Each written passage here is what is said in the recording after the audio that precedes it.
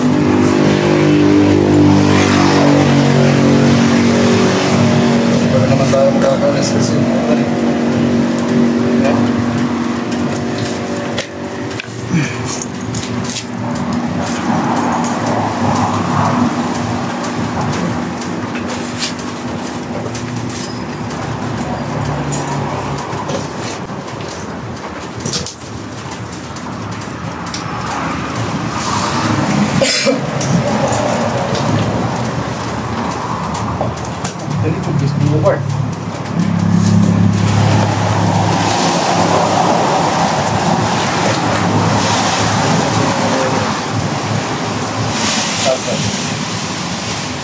Tama.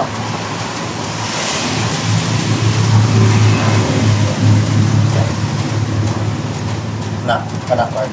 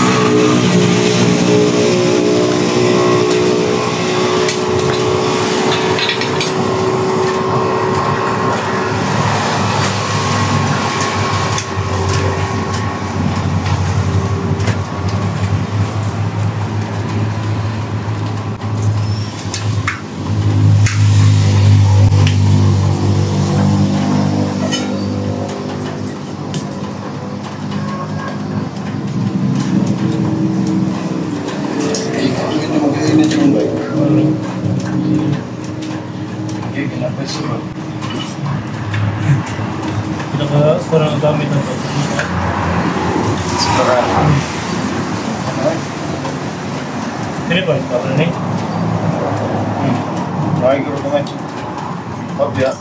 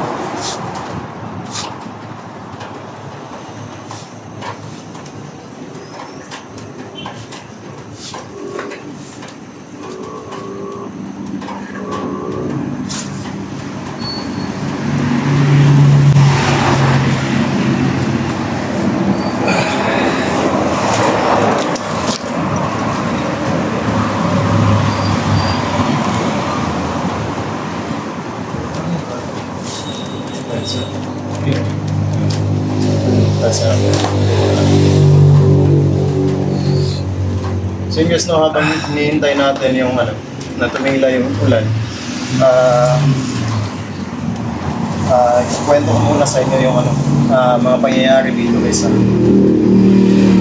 Paalam kami sa may-ari nitong bahay na to kasi nabalitaan namin na ano daw, itong bahay na to pinasok daw to ng mga estudyante.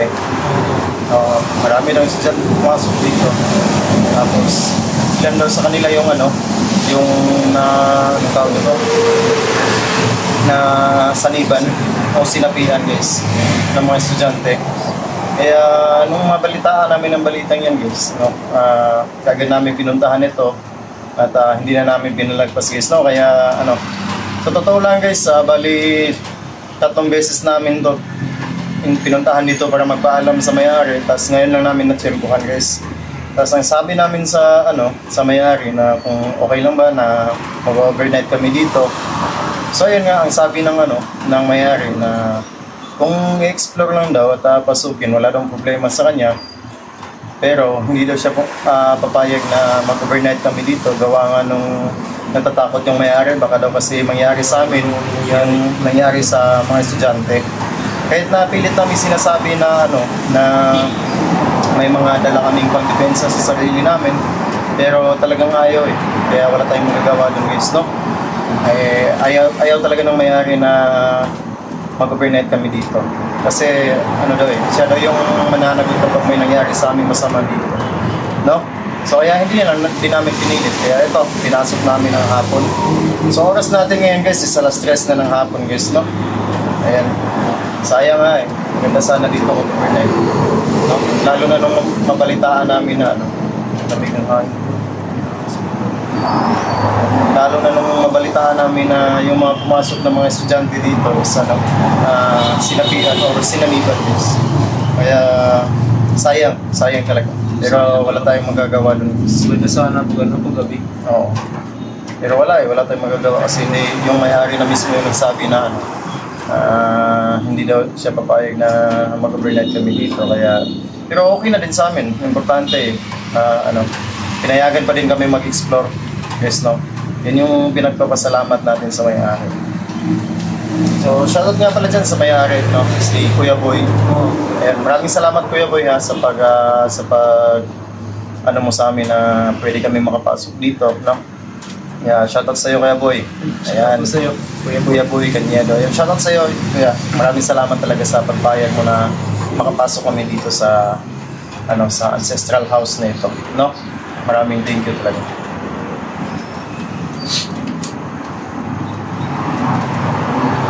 Grabe, napakaganda ng ano guys. Siguro nung unang panahon, ano, may kaya talaga yung ano. Kasi kapag may mga ganitong bahay noon, may kaya talaga yung ano, kaya, no? Oh, napakalaging ano, ancestral house na ito. Yung kwarto doon.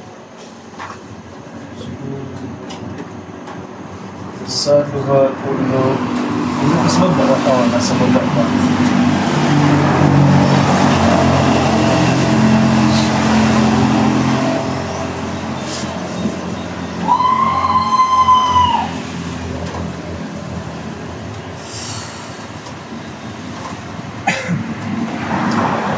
So guys, kung may mapansin kayo o may makita kayong medyo kakaiba guys na makuhanan ng camera natin, ayan, comment nyo lang dyan sa baba guys. Alam ko naman na may mga viewers talaga tayo na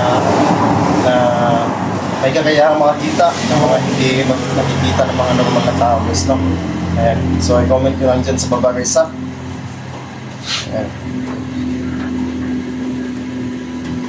Meron man o wala tayong makuhanan ng camera natin, ayan, wala na tayong magagawa doon. Importante, pinasok natin yung bahay, explore natin, ginawa natin yung mga dapat natin gawin guys, no? Gaya ng trabaho natin na mag-explore ng mga abandonadong bahay guys.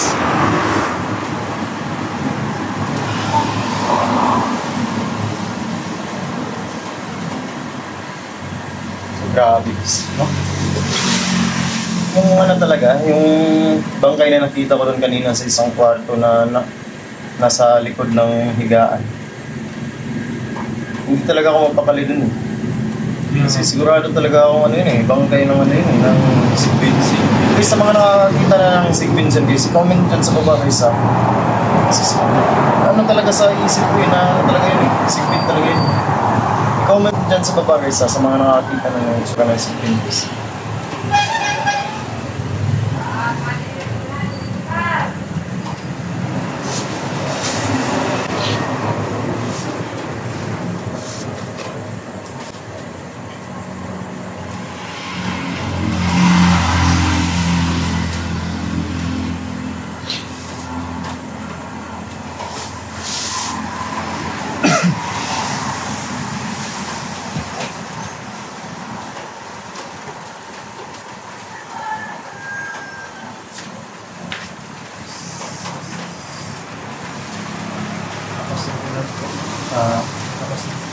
Yan.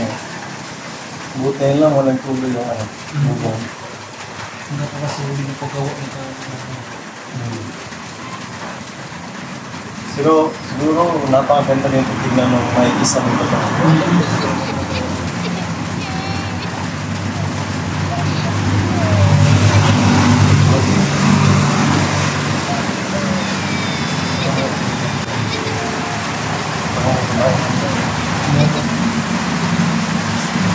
Guys, ito ako sigurado guys, pero hindi talaga ng tinga ko guys. Ay, parang may boses ng babae na umiiyak.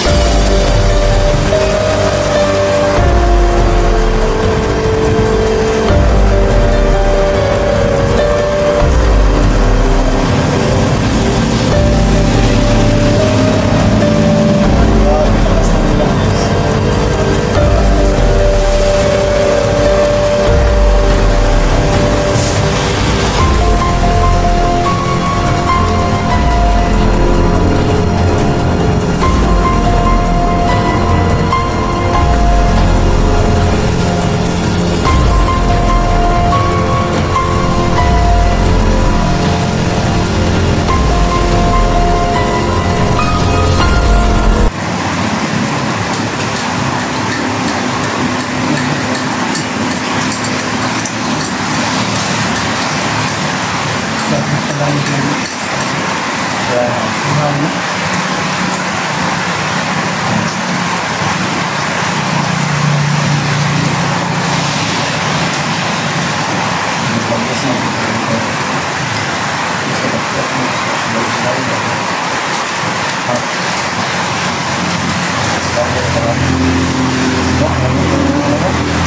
Lakas na silang ulan eh.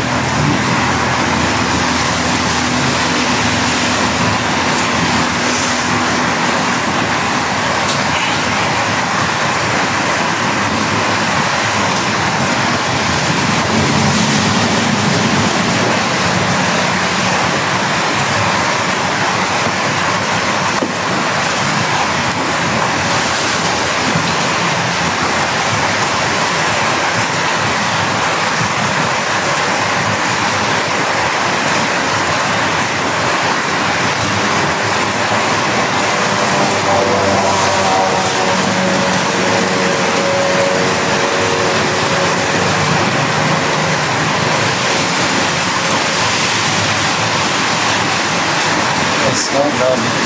Lakas talaga ng ulan dito guys.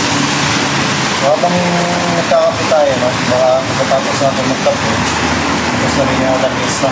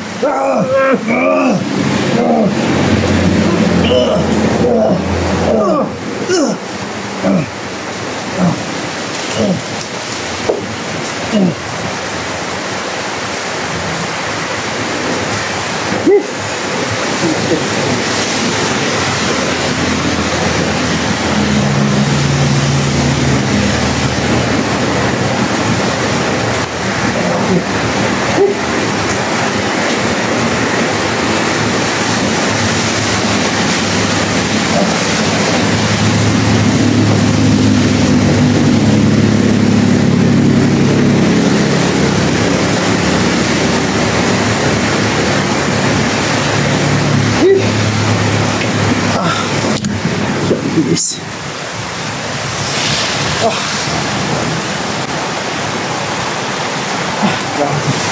Si Edwin guys.